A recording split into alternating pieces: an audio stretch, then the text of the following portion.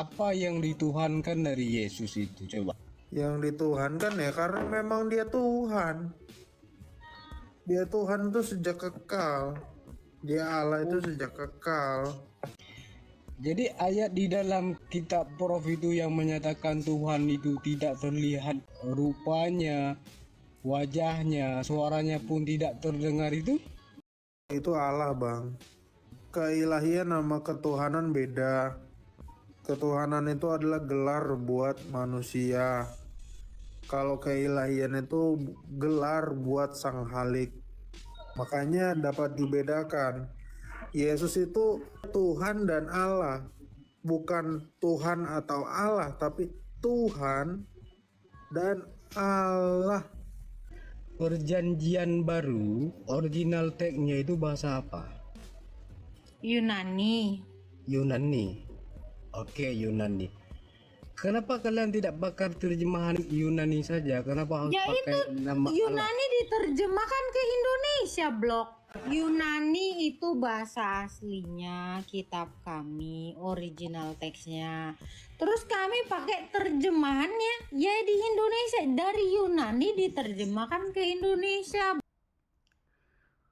Prof. Metatron dan Agatha menjawab tuntas kebingungan Bosklos. Apa yang dituhankan dari Yesus?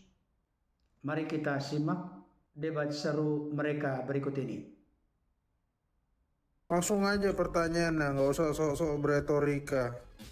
Itu kan simpel pertanyaan saya, Prof. Nama Tuhanmu siapa? Langsung aja. Iya, nama Tuhan. Nama Tuhanmu siapa? Profesor bukan di alam kubur sampai lu nanya Manro buka. Jangan nanya Manro buka, nggak usah.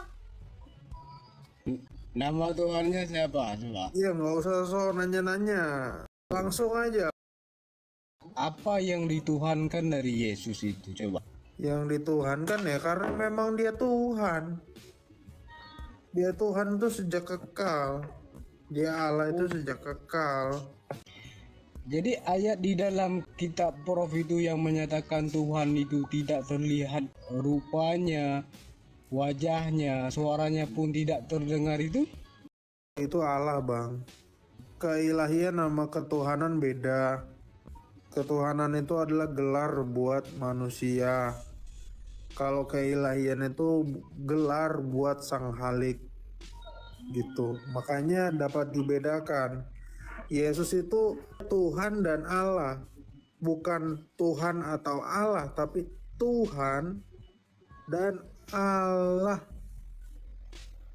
Tuhan dan Allah. Ya, Tuhan itu adalah gelar untuk kemanusiaan. Jadi kalau ditanya apakah Tuhan itu ada wujudnya, ada mukanya, ada. Karena Tuhan itu adalah sifat dari kemanusiaan dia.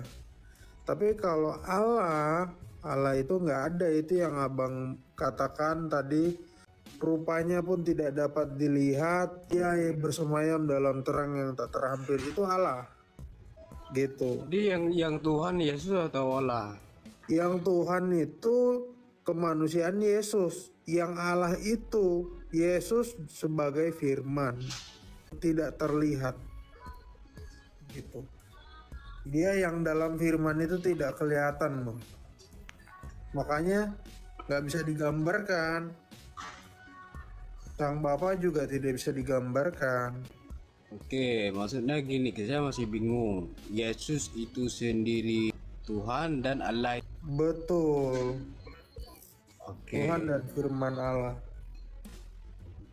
Ada juga ayat di dalam kitab Prof itu yang mengatakan bahwa tidak ada seorang pun yang bisa melihat Tuhan. Melihat Allah.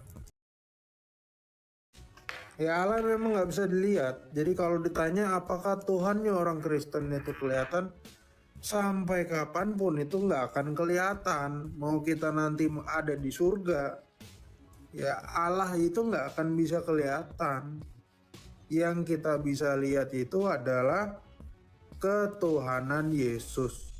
Sama halnya dengan keilahian Yesus. Apakah bisa dilihat nanti oleh para orang-orang Kristen? saat di surga nanti? Tidak.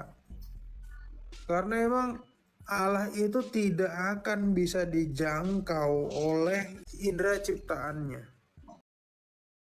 Kalau begitu Prof, kenapa tidak menuhankan Bapa saja?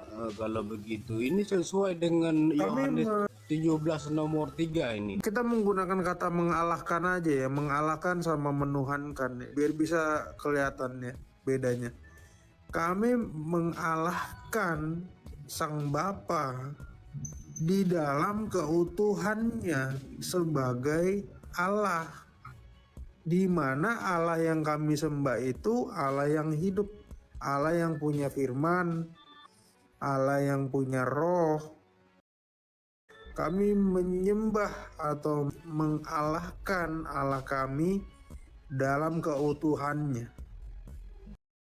Mungkin berbeda dengan keimanan teman-teman Muslim, ya, di mana maksudnya di gini, mana Prof. kalian hanya menyembah Allahnya, tapi apakah firman-Nya juga ikut tersembah? Ada yang bilang tidak, ada yang bilang iya, ada yang bilang nggak tahu, ada yang bilang terus masalahnya di mana? Gini Prof, kalau berbicara firman, saya rasa itu tafsiran kita masing-masing ini berbeda. Ini yang kita bilang ini hakikat dia Sang Tuhan itu sendiri. Kalau begitu tidak cocok kalau kemudian Prof bilang Yesus itu adalah Bapa itu sendiri. Kamu kok nambah-nambahin?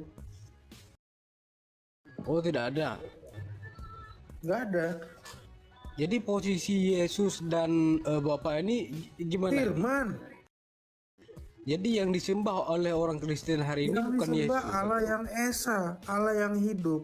Di dalam Allah yang hidup itu ada firman dan ada roh. Sama seperti kamu. Kamu bilang Tuhanmu satu. Bagaimana kamu membuktikan Tuhanmu itu satu? Bagaimana kamu membuktikan Tuhanmu itu adalah Tuhan? Sementara dalam satunya itu sama seperti satunya botol aqua saya ini. Lihat ini. Ya. Nih, lihat. Nih, saya punya botol minuman. Ini satu. Apa bedanya sama Tuhanmu? Tuhanmu satu kan? Sama kan? Sama. Ini sama Tapi kalau sama ditanya, botol saya nih Prof, hitam. iya. Nah, botol ini nggak punya roh dan nggak punya firman. Ya dia kalau diletakin begini nih, dia diem aja. Ini sama kayak Tuhanmu. Tapi kalau Allah yang kami sembah, dia dalam terang yang tak terhampiri itu, dia bisa berfirman kepada ciptaannya. Dia bisa menghidupkan ciptaannya. Dia bisa memberi rohnya kepada ciptaannya, Roh Kudus. Itulah Allah yang esa itu. Makanya Allah yang benar itu pasti Allah Tritunggal. Di luar Allah Tritunggal, Allahmu itu sama kayak ondel-ondel, benda mati. Maksudnya dari kalangan Kristen sendiri itu juga banyak orang-orang yang menentang filsafat Trinitas itu. Jangan begitu, gereja Rasul itu tidak ada yang tidak Trinitas sampai detik ini. Katolik, Ortodok, Koptik, Oriental, semuanya Trinitas. Protestan juga Trinitas. Tritunggal. Tentunya kami udah bacok-bacokan seandainya Trinitas itu ajaran baru dari dulu. Nggak pernah ada pemahaman ajaran dari para rasul yang tidak berdasarkan kepada Trinitas. Kira-kira di dalam 5 kitab Taurat itu kan sama nih, Tuhan orang Israel kan sama maksudnya. Ada nggak keterangan yang menerangkan bahwa Tuhan itu Tritunggal? Dari Anda buka Kejadian pasal 1 ayat 1 sampai 3 itu menceritakan tentang Tritunggal. Pada mulanya Allah menciptakan langit dan bumi. Kejadian 1 ayat 2. Roh Allah melayang-layang di atas permukaan air. Dan yang ketiga, berfirmanlah Allah. Jadi kita tahu ada satu Allah yang Esa, Kejadian 1 ayat 1. Nah, di dalam Allah yang Esa itu ada rohnya dan ada firmannya. Itu Tritunggal udah. Karena tidak ada di dalam kitab Taurat dikatakan bahwa Roh Kudus atau Roh Allah itu diciptakan. Demikian juga firman itu diciptakan. Tidak ada. Di mana kitab Taurat itu? Kalian buka kitab Taurat bagian pertama ayat 1 sampai 3. Itu Tritunggal udah. Maksudnya gini, saya tanya, ada nggak dalil itu di kitab-kitab Taurat orang Yahudi itu? Itu kitab orang Yahudi. Kejadian itu kitab pertama dalam kitab Taurat, Bang. Oke, kita buka Keluaran 6 nomor 5 saja lah. Ini yang sudah fenomenal ayatnya maksudnya gini. Dengarlah hai orang Israel, Tuhan itu Allah kita, Tuhan itu Esa. Kasihilah Tuhan Allahmu dengan segenap hatimu Gak dan ada, dengan kamu segenap baca jiwamu apa itu? Kamu baca Ulangan dan 6 dengan 4. Kamu segenap bilang lagi kekuatan. Keluaran. Kamu ngawur. Ulangan Ulangan 6 ya. ayat 4 kamu bilang Keluaran 6 ayat 5. Ulangan 6 nomor 5 saya bilang. Ya kamu tadi bilang Keluaran. Kamu ngasih Oke. dalil aja salah. Ya, saya keliru, sorry. Jadi hukum mengenal Allah yang Esa, Ulangan 6 ini, saya rasa iman utama dari orang Yahudi. Mereka tidak betul. mengenal Tritunggal. Allah yang Esa itu dalam Tritunggal. Itu menjelaskan keesaannya bagaimana tadi. Coba Kalau dia Esa, dia nggak punya firman, dia nggak punya roh. Itu artinya Allahnya batu. coba sekarang untuk menguatkan pernyataan Prof ini, coba hadirkan dalil di dalam kitab orang-orang Yahudi ini yang menerangkan bahwa mereka juga mempercayai bahwa Tuhan Tritunggal itu yang seperti Prof sampaikan ini. Iya tadi Kejadian 1 ayat 1 sampai 3. Yesaya 6 ayat 3. Selalu kalau menguduskan Tuhan itu selalu 3 kali. Kudus, kudus, kuduslah Tuhan. Itu Trisagion. Dalam bahasa Indonesianya disebut sebagai Tritunggal. Nah, ini muncul juga di dalam ajaran palsu abad 7 dari Arab. Saya nggak nyebut Islam. Cuma saya tanya nih, di agama abang ada talak nggak? Talak? Emang ada istilah talak di Kristen? Gini kan banyak istilah-istilah Al-Quran gitu yang sekarang dipakai oleh orang-orang Kristen. Kenapa tidak kembali kepada originalnya toh? Perjanjian baru itu original teksnya kan Yunani gitu loh. Kenapa harus Allah gitu loh? Sesembahan orang yang memang itu mayoritas sudah milik Islam gitu. Kalaupun mau pakai kitab Taurat, mereka tidak membuat teos. Bahkan di dalam kitab Taurat itu tidak mengenal Kristus. Gini, tadi kan banyak masalah talak. Ya, sejauh ini yang saya tahu talak itu ya istilah dari Islam gitu. Kalau di Kristen saya belum pernah dengar. Yang jadi problem sekarang kan banyak istilah-istilah Islam itu dipakai oleh orang Kristen. Nah, kenapa tidak pakai perjanjian lama saja? Gimana ceritanya istilah Islam itu dipakai orang Kristen tuh gimana caranya? Orang Kristen itu udah ada di abad pertama. Terus orang Islamnya belum ada. Istilah itu dipakai oleh orang Kristen. Kan aneh, ini logikamu di mana? Ini sekarang saya terangkan. Perjanjian baru, original text-nya itu bahasa apa? Yunani. Yunani. Oke, Yunani. Kenapa kalian tidak pakai terjemahan Yunani saja? Kenapa harus Ya itu pakai nama Allah? Yunani diterjemahkan ke Indonesia, Blok. Yunani itu bahasa aslinya kitab kami, original teksnya. Terus kami pakai terjemahannya ya di Indonesia, dari Yunani diterjemahkan ke Indonesia, Blok. Sekarang saya tanya, sekarang gini, Al-Ikhlas, Anda kalau sembayang baca surat pendek kan, betul? Salah satunya surat pendek yang Anda baca biasa itu adalah Al-Ikhlas. Coba terangkan dulu arti Al-Ikhlas. Jangan pindah-pindah dulu lah. Loh, Anda aja Al-Ikhlas nggak tahu artinya. Kalau tahu langsung jawab loh Anda. Itu makanya saya bilang kau berdoa pun kayak baca mantra tapi kok nggak tahu artinya. Maka kenapa kami butuh terjemahan untuk itu, supaya kami mengerti. Kami nggak mau asal kayak tawon aja nggak tahu artinya. Hompim palayong gambreng nggak tahu artinya.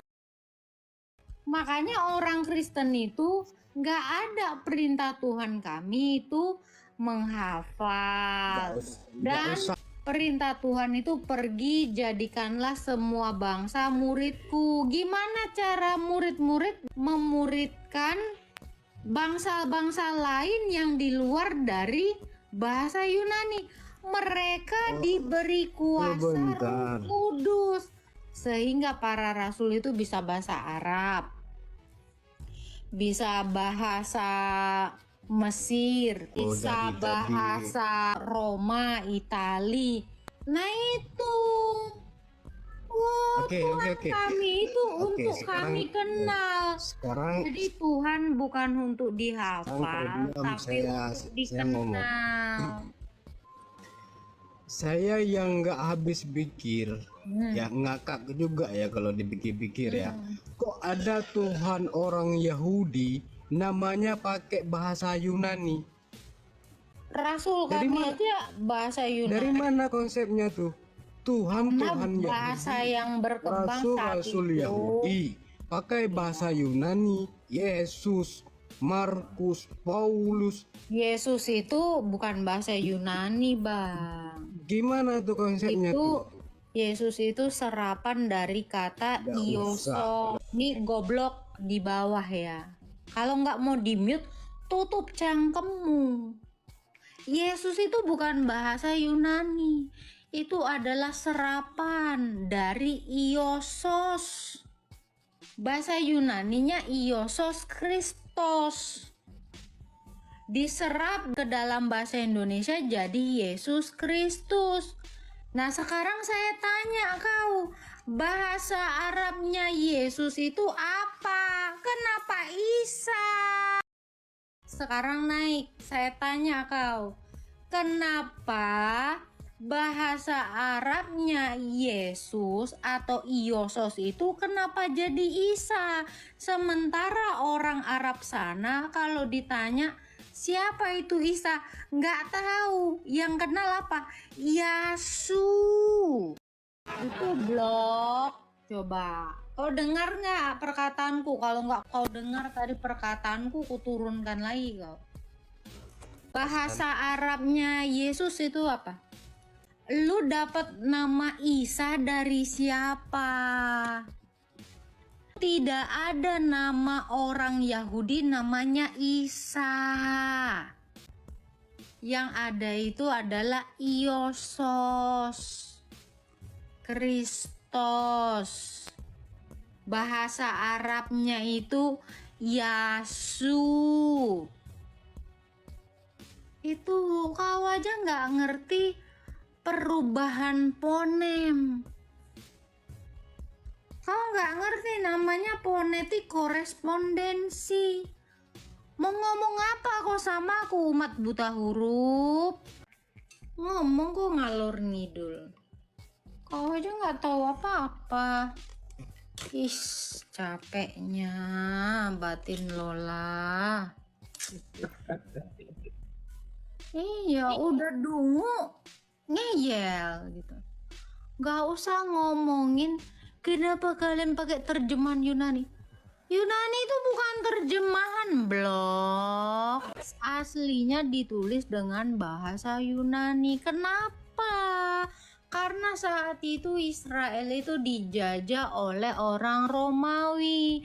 Orang-orang Romawi saat itu menggunakan bahasa apa? Yunani Koine. Masih banyak orang di luar kekristenan yang salah mengerti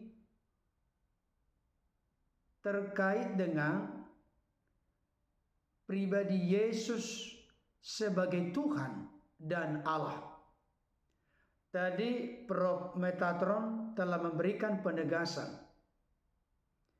Yang benar itu adalah Yesus sebagai Tuhan dan Allah, bukan Yesus sebagai Tuhan atau Allah. Sekali lagi, biar lebih tegas, yang benar itu adalah Yesus sebagai Tuhan dan Allah, bukan Yesus sebagai Tuhan atau Allah. Kenapa ungkapan ini menjadi sangat penting dan merupakan hal yang perlu disimak, diperhatikan secara serius?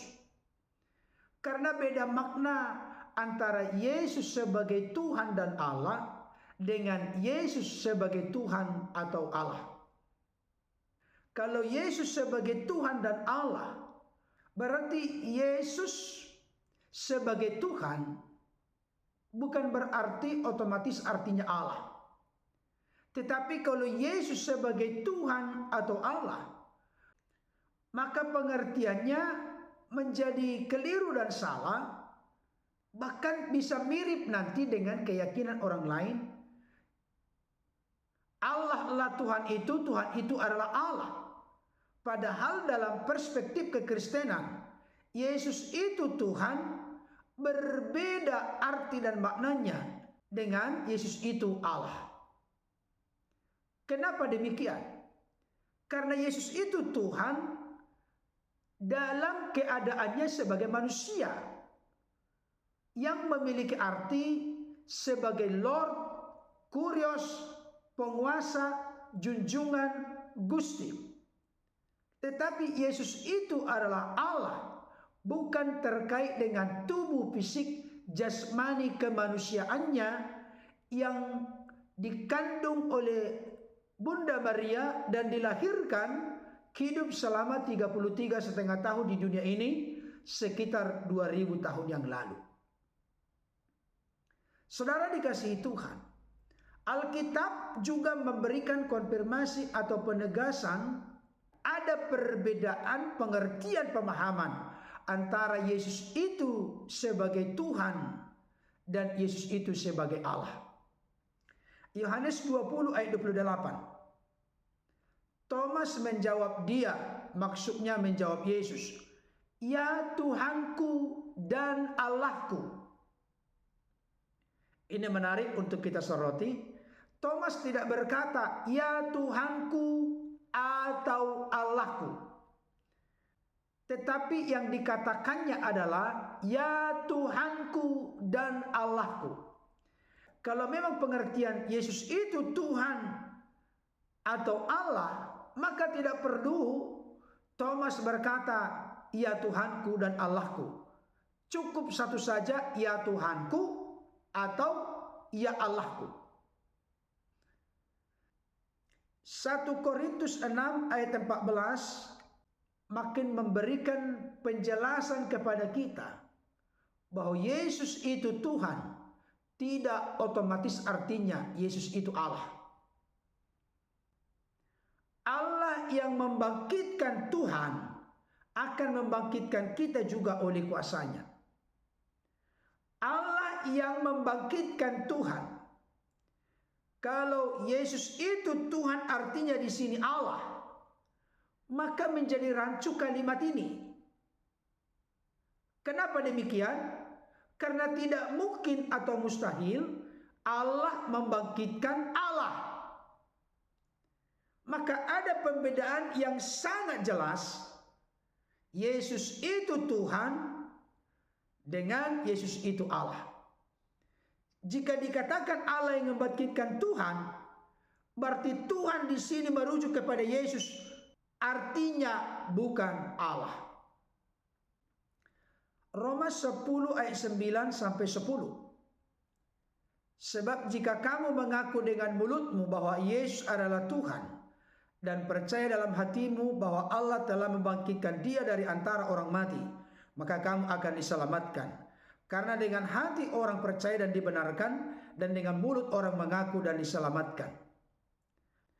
Mengaku dengan mulut Yesus adalah Tuhan, percaya dalam hati bahwa Allah telah membangkitkan Dia dari antara orang mati, maka mustahil artinya Yesus itu Tuhan di sini adalah Yesus itu Allah. Karena mustahil Allah membangkitkan Allah. Yang dibangkitkan Allah adalah Yesus di sini. Maka pengertian Yesus di sini sebagai Tuhan sudah pasti artinya bukan Allah. Bapak Ibu Saudara dikasih Tuhan, kalau begitu apakah Yesus itu bukan Allah? Tentu tidak, Bapak Ibu Saudara. Yesus itu Allah. Tetapi dalam hakikat, natur, keadaan sebagai firman yang bersama-sama dengan Allah, dan firman itu adalah Allah. Yesus itu manusia dalam keadaan sebagai yang dilahirkan oleh Bunda Maria. Di dalam Lukas 1 ayat 42 dikatakan bahwa Yesus itu adalah buah rahim Maria. Oleh karena itu, saya ingin memberikan konfirmasi atau penegasan kepada saudara-saudara kami di luar Kristen yang masih tetap gagal paham terkait dengan pribadi Yesus Kristus yang adalah Sang Firman. Yesus itu memiliki dua natur. Natur keilahian sebagai firman, tentu itu adalah roh adanya, tidak terlihat. Dan natur kemanusiaan sebagai manusia yang dikandung oleh Bunda Maria, buah rahim Maria yang dilahirkan dan hidup selama 33,5 tahun di dunia ini.